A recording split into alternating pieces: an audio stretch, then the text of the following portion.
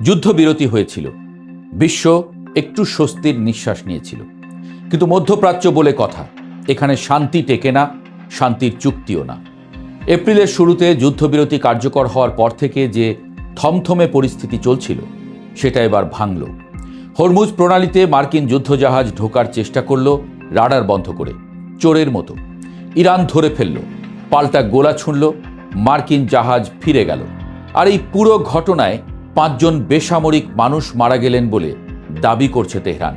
একই সময়ে আরব আমিরাতে হামলা, তেলের বাজারে আগুন, ইরানের বন্দরে আগুন, সব মিলিয়ে যুদ্ধবিরতি এখন খাদের একেবারে কিনারায়।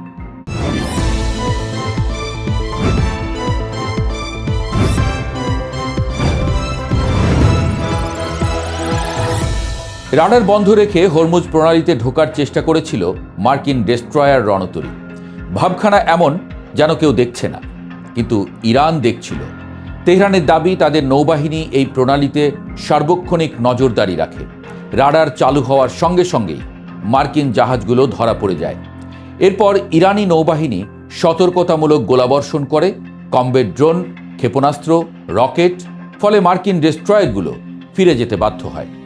এখানেই শেষ নয়, ইরান আরও একটা গুরুতর অভিযোগ করেছে। যুক্তরাষ্ট্র যেসব নৌযানে হামলা চালিয়েছে, সেগুলো আইআরজিসি বা ইরানি সামরিক বাহিনীর নয়, সেগুলো ছিল সাধারণ বেসামরিক মানুষের নৌযান। আর সেই হামলায় 5 জন বেসামরিক মানুষ প্রাণ হারিয়েছেন। তেহরান থেকে আল জাজিরার প্রতিনিধি রেসুল সর্দার আতাস এই তথ্য নিশ্চিত করেছেন। আমেরিকা এই দাবি অস্বীকার করবে, সেটাই স্বাভাবিক। কিন্তু প্রশ্নটা এখন আর সত্য মিথ্যার নয়, প্রশ্ন হলো এই উত্তেজনা কোথায় গিয়ে থামবে। পৃথিবীর যত তেল সমুদ্রপথে যাতায়াত করে, তার প্রায় 1/5 যায় এই একটিমাত্র প্রণালী দিয়ে। ওমান ও ইরানের মাঝখানে মাত্র 33 কিলোমিটার চওড়া এই জলপথ। এটি বন্ধ হলে কিংবা এখানে উত্তেজনা বাড়লে গোটা বিশ্বের জ্বালানি বাজারে কাঁপন ধরে যায়। এবার সেটাই হলো। হরমুজের সংঘাতের খবর বাজারে পৌঁছতে না পৌঁছতেই ব্রেন্ট ক্রুড তেলের দাম প্রায় 6% লাফিয়ে উঠল, প্রতি ব্যারেল $114.44। একটু পরে সামান্য কমে $113.54 স্থির হলো। কিন্তু এই ওঠানামাটাই বলে দিচ্ছে বাজার কতটা নার্ভাস। বাংলাদেশের মতো দেশগুলো যারা আমদানি করা তেলের উপরে নির্ভরশীল, তাদের জন্য প্রতিটি ডলারের বৃদ্ধিই সরাসরি বোঝা।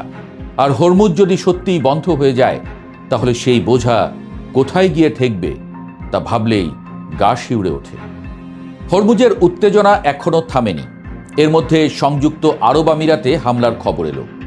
আমিরাতের পূর্ব উপকূলে ফুজাইরা, এটি একটি কৌশলগত জ্বালানি কেন্দ্র।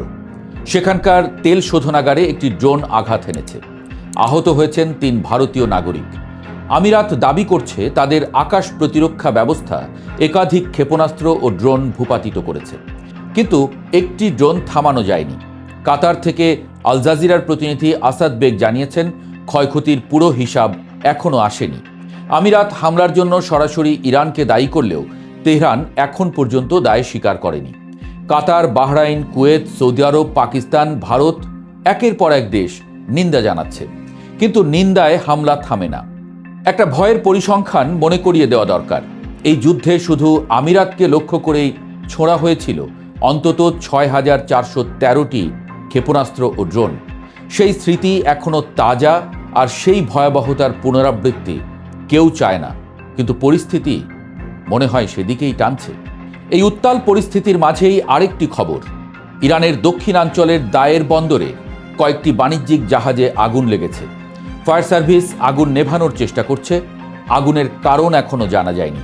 আনুষ্ঠানিকভাবে এটি দুর্ঘটনাও হতে পারে, কিন্তু এই মুহূর্তে, এই পরিস্থিতিতে, হরমুজের সংঘাতের ঠিক পরেই একটি ইরানি বন্দরে আগুন লাগলে সেটাকে নিছক কাকতাল বলে মেনে নেওয়া কঠিন।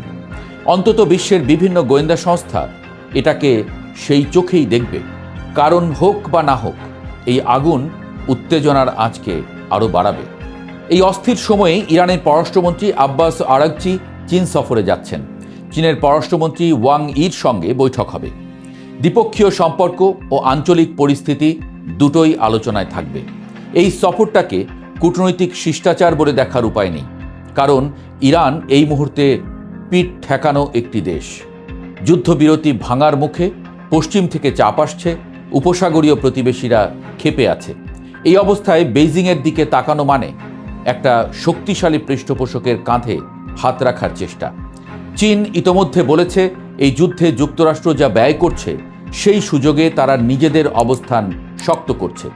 তাইওয়ান প্রশ্নে দক্ষিণ চীন সাগরে আমেরিকা মধ্যপ্রাচ্যে আটকা পড়লে বেইজিংয়ের সুবিধা, আর ইরান সেই চীনের সঙ্গে সম্পর্ক আরও গভীর করতে চাইছে। বিশ্লেষকদের মতে এটা নেহাত একটি কূটনৈতিক সফর নয়, এটা আসলে আরও বড় কিছু। তাহলে যুদ্ধবিরতির ভবিষ্যৎ কি?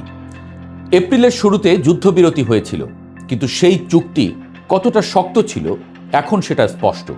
একদিকে হরমুজে মার্কিন জাহাজ ঢোকার চেষ্টা, অন্যদিকে আমিরাতে হামলা।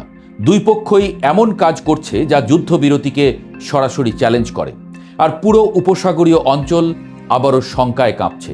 যুদ্ধের সময় 7টি আরব দেশ হামলার শিকার হয়েছিল। কেউই সেই দিনগুলোতে ফিরতে চাইবে না, কিন্তু চাওয়া আর পাওয়ার মধ্যে ফারাক তো বিস্তর। বিশ্লেষকরা বলছেন এই মুহূর্তে পরিস্থিতি 3টি জায়গায় একসঙ্গে উত্তপ্ত। হরমুজে যুক্তরাষ্ট্র ইরান সামরিক উত্তেজনা, আমিরাতে হামলার উত্তেজনা, আর তেলের বাজারে অর্থনৈতিক উত্তেজনা। এই 3টি উত্তেজনা একসঙ্গে বাড়লে যে কোনো একটি ছোট ঘটনাও বড় বিস্ফোরণ ঘটাতে পারে। হরমুজ প্রণালী আসলে একটা সুতো। সেই সুতোয় ঝুলছে বিশ্বের জ্বালানি সরবরাহ, উপসাগরীয় দেশগুলোর নিরাপত্তা, যুদ্ধবিরতির ভবিষ্যৎ, আর কোটি কোটি সাধারণ মানুষের জীবনযাত্রার খরচ। সেই সুতোয় এখন টান পড়েছে। কতটা টানলে সুতোটা ছিঁড়ে যাবে সেই হিসাব হয়তো ওয়াশিংটন ও তেহরান দুপক্ষই করছে, কিন্তু ইতিহাস বলে এই হিসাবে প্রায়ই ভুল হয়ে যায়।